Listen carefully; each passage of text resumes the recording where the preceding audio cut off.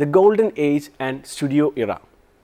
The years between 1930s and 1950s are considered as the golden age of Hollywood. A new era in filmmaking began in this decade with the introduction of sound. Most Hollywood films of the time resembled genres of comedy, musical or melodrama. The same creative team often worked on films made by the same studio. The term studio system used here refers to the practice of large motion picture studios producing movies primarily on their own film-making floors, with creative personnel under long-term contract. The big studios had either ownership or effective control of distribution and exhibition, which guaranteed additional sales of film tickets through manipulative booking techniques. This business model, known as vertical integration, meant that ownership and control of production, distribution and exhibition remained with the same studio. Each studio had its own style and characteristic touches, which made it possible to identify the films made on their banners.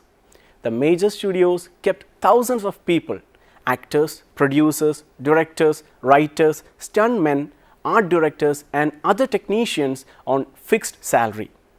As they owned hundreds of theaters in cities and towns across the nations, films had been churned out at regular intervals. At the height of popularity of motion pictures in mid-1940s, the studios were producing some 400 movies a year, which were seen by an audience of 90 million Americans per week. The movies that came out during this period till 1960 were called classical Hollywood. The classical Hollywood style had a linear, logical narrative in three-act structure. All these had a clear beginning, middle and end. They also followed the conventions like continuity editing and three-point lighting. The narrative development in these films was motivated, that is, the events depicted followed a causal relationship maintaining the cinematic time and space.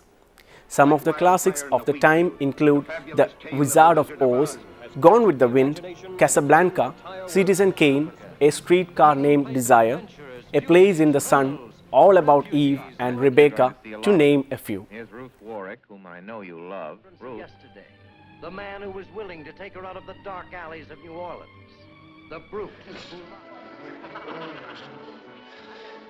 Come on, let's find a way. I'm crossing you off my guest list. What are you doing here? Dear Margot, you were an unforgettable. Looking for me?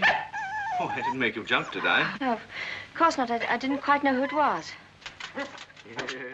But in 1954, the operational link between major production studios and theatre chains was blocked due to a court ruling against monopolization of the industry.